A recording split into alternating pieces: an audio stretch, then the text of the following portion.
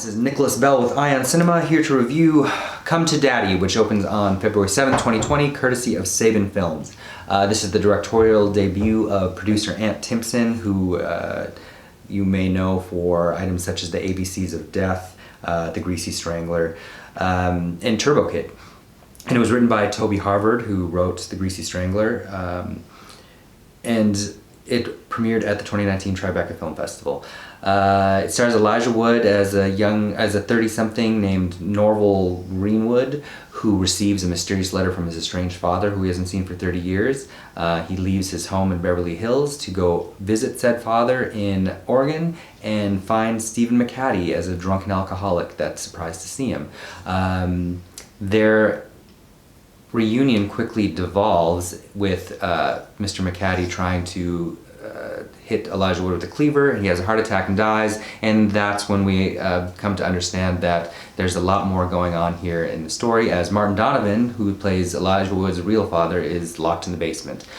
The film feels a lot like Tarantino. Reservoir Dogs kept coming to mind as I was watching it. Somebody that is taking a lot of references and homage from other places and spewing it out into their own kind of pastiche.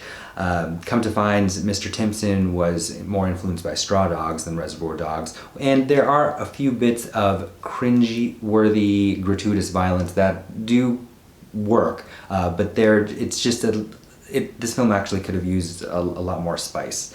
What was interesting to learn was Mr. Timpson was also influenced by items like Lozier's The Servant and Friedkin's The Birthday Party, which were both based on plays by Pinter. And knowing that in retrospect, it seems like Come to Daddy is trying for this Pinteresque comedy of menace scenario, but it never quite comes off. Everything is way too linear, way too obvious, and with a lot of plot holes that don't quite make sense. For a film that does that a little better, I think something like M. Blash's The Wait with Jenna Malone and Chloe Sevigny does it a lot better. Other than that, Elijah Wood is fine, playing a very pathetic, wide-eyed character that must rise to the occasion. Also, Stephen McHattie is entertaining as the first drunken iteration of his father. Martin Donovan's fine. Michael Smiley is a bit over the top as another goon that is thrown into the mix. Overall, I would give Come to Daddy 2 out of 5 stars. Thank you.